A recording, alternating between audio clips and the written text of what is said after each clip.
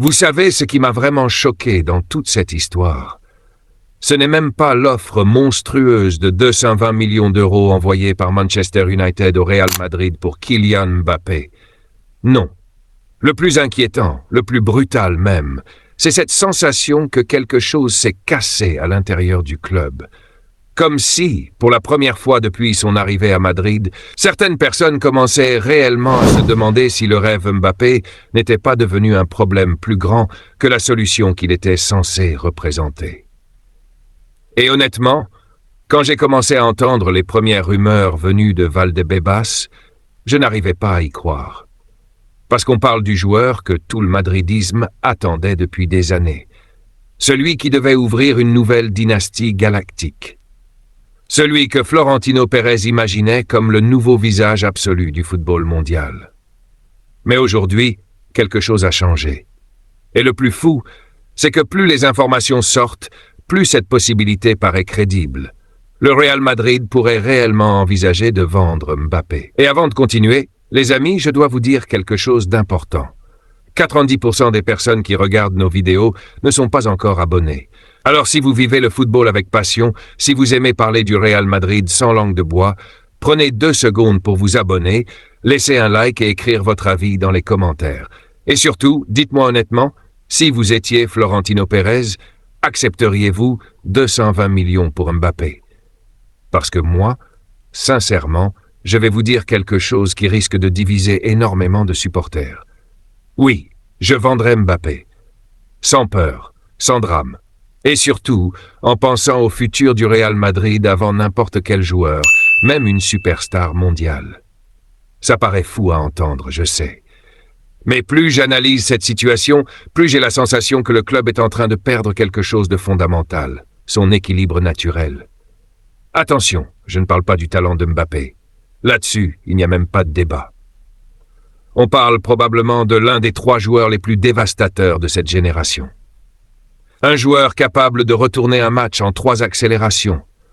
Un monstre offensif. Mais le problème du football de très haut niveau, c'est qu'il ne suffit pas d'empiler des stars pour construire une équipe dominante. Et c'est exactement là que le malaise commence à apparaître. Parce qu'au sein du club, certaines personnes auraient commencé à sentir que tout tournait trop rapidement autour de Mbappé. Trop d'attention. Trop de contrôle autour de sa figure. Trop d'influence dès les premiers mois. Et au Real Madrid, ça crée forcément des tensions. Ici, les hiérarchies ne se donnent pas. Elles se gagnent, même quand vous vous appelez Mbappé. Et il y a un nom qui revient énormément dans les discussions internes. Álvaro Arbeloa. Franchement, plus j'y pense, plus je crois que ce détail explique énormément de choses. Arbeloa représente exactement l'ADN le plus dur du madridisme. La discipline totale, le sacrifice collectif. Le respect absolu du maillot. Ce genre de mentalité où chaque entraînement se joue comme une finale de Ligue des Champions.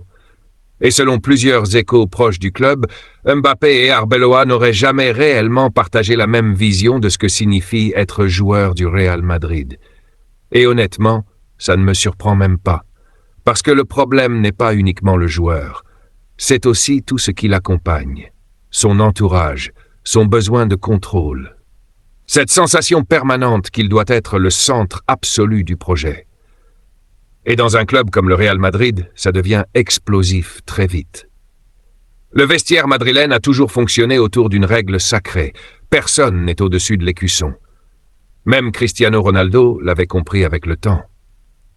Oui, Cristiano était la plus grande star du monde. Oui, il décidait des matchs impossibles. Mais il avait fini par accepter que le club passe avant tout. Et c'est exactement pour ça qu'il est devenu une légende éternelle du madridisme. Aujourd'hui, certains commencent à sentir que cet équilibre-là est menacé. Et les premiers signes sont apparus directement sur le terrain. Regardez Vinicius Junior. Combien de fois cette saison avez-vous eu l'impression qu'il jouait avec moins de liberté?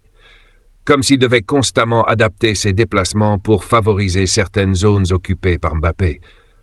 Moi, je l'ai ressenti énormément. Vinicius semblait parfois hésiter, ralentir, modifier ses instincts naturels. Et quand vous commencez à limiter la spontanéité de Vinicius, vous perdez une partie de ce qui rend ce joueur totalement incontrôlable. Puis il y a eu Jude Bellingham.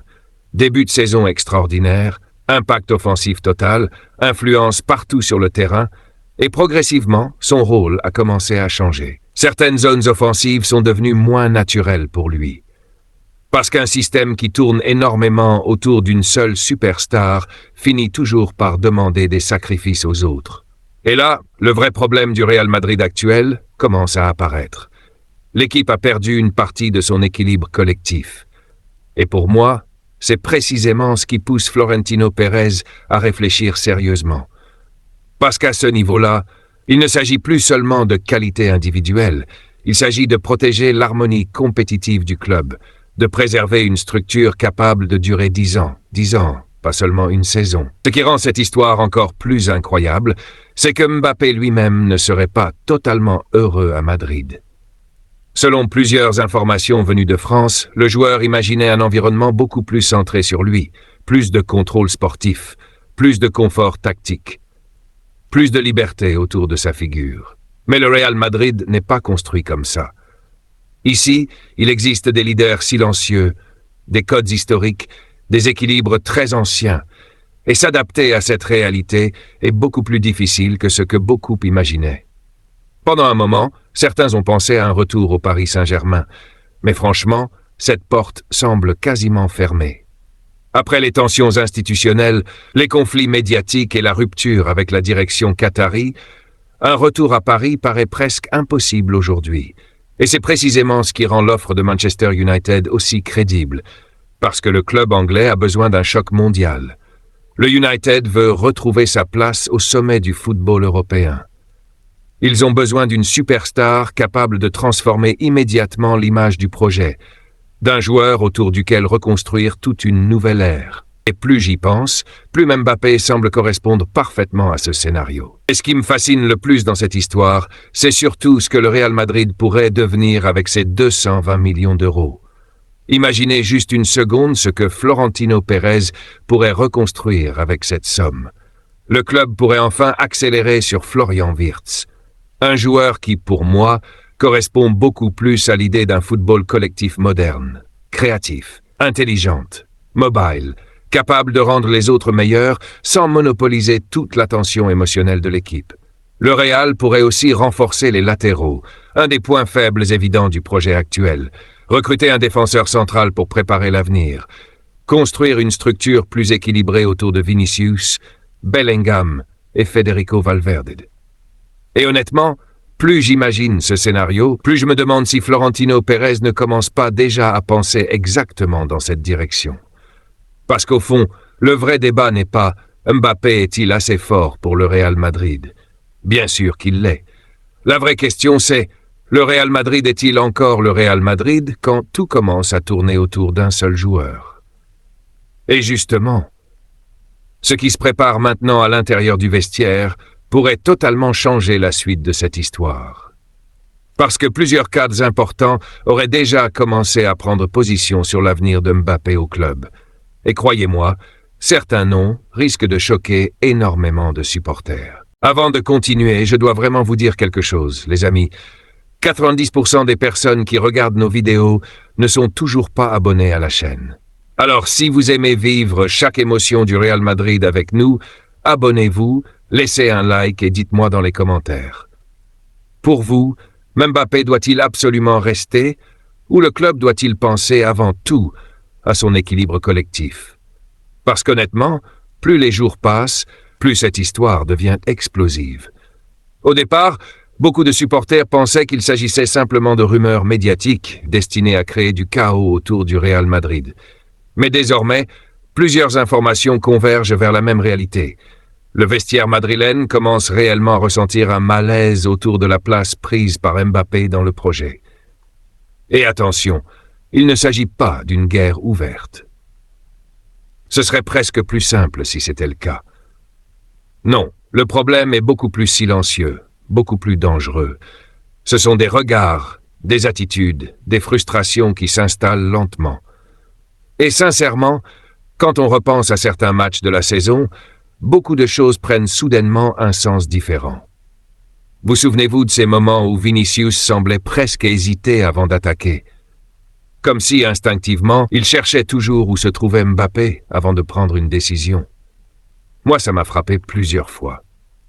Le Vinicius imprévisible, brutal, spontané, celui qui terrorisait les défenses par son audace naturelle, semblait parfois jouer avec un frein invisible. Et pour moi, c'est extrêmement révélateur. Parce que le problème n'est pas uniquement tactique. Il est émotionnel. Quand un groupe commence à sentir qu'un joueur possède un poids différent des autres, l'équilibre psychologique change immédiatement. Certains acceptent ce rôle secondaire, d'autres beaucoup moins. Et c'est là que les tensions apparaissent, sans même qu'un seul mot soit prononcé publiquement. Puis, il y a Jude Bellingham. Et honnêtement, son évolution cette saison raconte énormément de choses. Souvenez-vous de ses premiers mois. Il dominait les matchs offensivement. Il apparaissait partout. Il attaquait les espaces avec une liberté totale. Et progressivement, son influence offensive a diminué dans certaines zones clés. Pourquoi ? Parce qu'un système construit autour d'une superstar finit toujours par absorber une partie de la liberté des autres joueurs. C'est presque mécanique. Et plus Florentino Pérez observe cette situation, plus j'ai la sensation qu'il commence à regarder le dossier MB avec beaucoup moins d'émotion qu'avant. Parce que Florentino adore les stars. Oui, mais ce qu'il aime encore plus, ce sont les cycles victorieux. Il pense toujours sur le long terme. Toujours. Et aujourd'hui, il pourrait sérieusement commencer à croire que le projet actuel risque de devenir dépendant d'une seule figure médiatique. Pour moi, c'est exactement là que le conflit avec Arbeloa devient capital dans cette histoire. Beaucoup de gens pensent qu'il s'agit simplement d'un désaccord personnel. Je ne crois pas du tout à ça. Arbeloa représente une idée du Real Madrid presque sacrée. La discipline avant tout, l'effort collectif avant les privilèges, la hiérarchie construite par le mérite. Et selon plusieurs personnes proches du club, certaines attitudes venues de l'entourage de Mbappé auraient profondément dérangé cette culture interne. Trop de demandes, trop de contrôle, trop d'influence extérieure autour des décisions sportives. Et dans un club comme le Real Madrid, ce genre de choses finit toujours par provoquer des résistances internes. Ici, même les plus grandes légendes ont dû s'adapter à l'institution. Personne n'oblige le Real Madrid à changer son identité pour une seule star. Personne. Et c'est précisément pour cette raison que l'offre de Manchester United devient soudainement beaucoup plus qu'un simple transfert. Elle ressemble à une porte de sortie stratégique pour toutes les parties. Unité récupérait une superstar mondiale capable de transformer immédiatement l'image du club. Mbappé deviendrait le centre absolu du projet, exactement comme il semble le souhaiter depuis des années.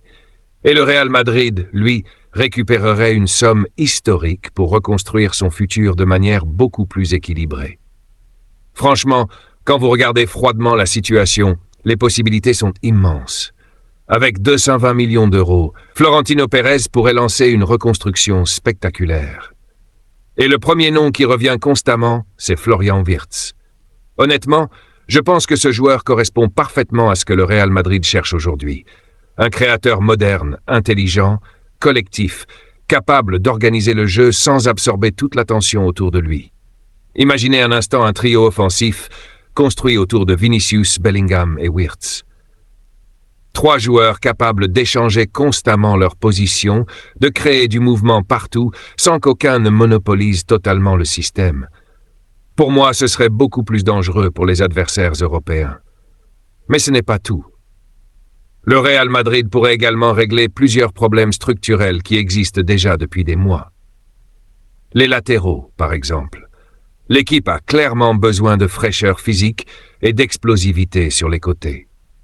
Contre les plus grandes équipes européennes, ces détails deviennent décisifs. Et avec un budget pareil, Florentino pourrait attirer un latéral élite sans compromettre les autres priorités du mercato. Puis, il y a la défense centrale.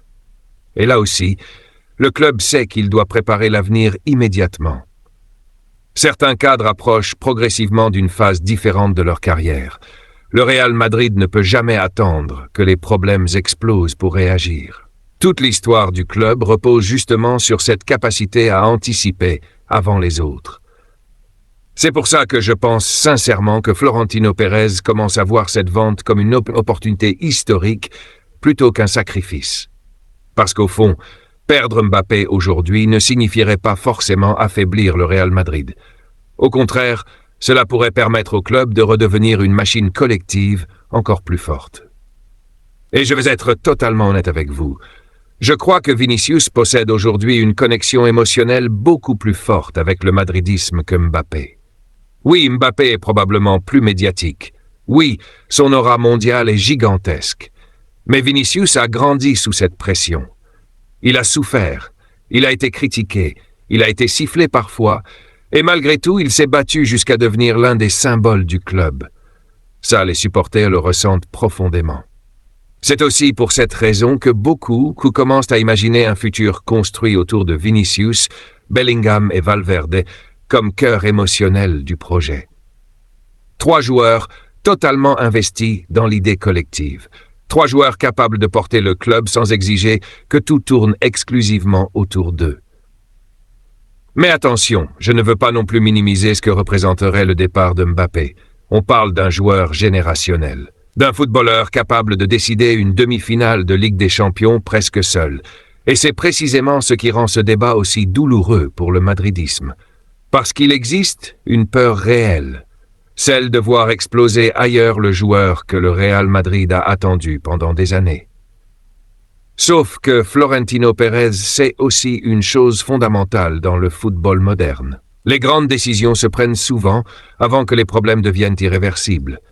Et plus cette situation avance, plus j'ai la sensation que le président madrilène réfléchit désormais comme un stratège froid, pas comme un homme fasciné par le prestige médiatique. Et croyez-moi, ce qui pourrait bientôt sortir concernant certains cadres du vestiaire risque de provoquer un véritable séisme chez les supporters. Parce que plusieurs joueurs importants auraient déjà clairement fait comprendre qu'ils préféraient un projet moins dépendant de Mbappé. Et quand vous découvrirez quel nom commence discrètement à soutenir cette idée, toute cette histoire pourrait prendre une dimension encore plus folle. Et le plus incroyable dans tout ça, c'est que certains dirigeants commencent aussi à penser qu'une équipe plus équilibrée retrouverait immédiatement l'intensité historique du Real Madrid. Cette fameuse sensation où chaque joueur se bat pour l'écusson avant son image personnelle. Et franchement, si cette conviction continue de grandir dans les prochaines semaines, l'été madrilène pourrait devenir totalement imprévisible encore. Lance la partie. Et c'est précisément là que toute cette histoire atteint un niveau presque irréel. Parce qu'au fil des semaines, ce qui ressemblait au départ à une simple rumeur de mercato est devenu une véritable réflexion interne au sein du Real Madrid. Une réflexion froide, stratégique, presque brutale. Et honnêtement, plus j'analyse cette situation, plus j'ai l'impression que Florentino Pérez commence à préparer quelque chose d'énorme pour l'avenir du club. Parce qu'au fond, le président madrilène ne pense jamais seulement au présent. Il pense aux 5 prochaines années, aux 10 prochaines années, à l'héritage du projet. Et aujourd'hui, il pourrait être en train de se poser une question extrêmement simple. Le Real Madrid sera-t-il plus fort en construisant autour de Kylian Mbappé ou en reconstruisant une structure collective plus équilibrée sans lui? Et le plus fou, c'est que cette question ne paraît plus absurde du tout. Parce qu'au sein du club, certaines personnes commencent à croire que le projet galactique a perdu une partie de son identité naturelle, pas à cause du talent de Mbappé. Encore une fois, le problème n'a jamais été là. Le problème, c'est l'impact global qu'une superstar de cette dimension peut avoir sur tout un environnement. Les dynamiques du vestiaire, les responsabilités offensives, les équilibres émotionnels, les hiérarchies silencieuses qui existent dans chaque grand club. Et plus les informations filtrent, plus une idée revient constamment. Le Real Madrid veut redevenir une équipe avant d'être une collection de stars. Franchement, cette phrase résume tout. Pendant plusieurs saisons, le club avait réussi à construire quelque chose de très fort autour de Vinicius Junior. Jude Bellingham et Federico Valverde. 3 profils différents, 3 mentalités complémentaires. Mais surtout, 3 joueurs qui semblaient fonctionner naturellement dans une logique collective. Puis l'arrivée de Mbappé a tout bouleversé. L'attention médiatique, les ajustements tactiques, les attentes autour du projet. Et progressivement, le club a commencé à sentir que quelque chose ne circulait plus avec la même fluidité. Moi, il y a une image qui me reste énormément en tête cette saison. Ces moments où certains joueurs semblaient presque chercher Mbappé automatiquement avant de prendre une initiative, comme si le système entier avait inconsciemment commencé à tourner autour de lui. Et pour moi, c'est exactement ce que Florentino Pérez ne veut jamais voir arriver au Real Madrid. Parce que l'histoire du club dit l'inverse. Le Real Madrid a survécu au départ de Cristiano Ronaldo. Il a survécu à des générations entières de légendes. Pourquoi? Parce que l'institution reste toujours plus grande que n'importe quel joueur. Toujours. Et je pense sincèrement que cette idée commence aujourd'hui à redevenir centrale dans les bureaux du Bernabéu. Puis il y a un autre élément fondamental, le timing.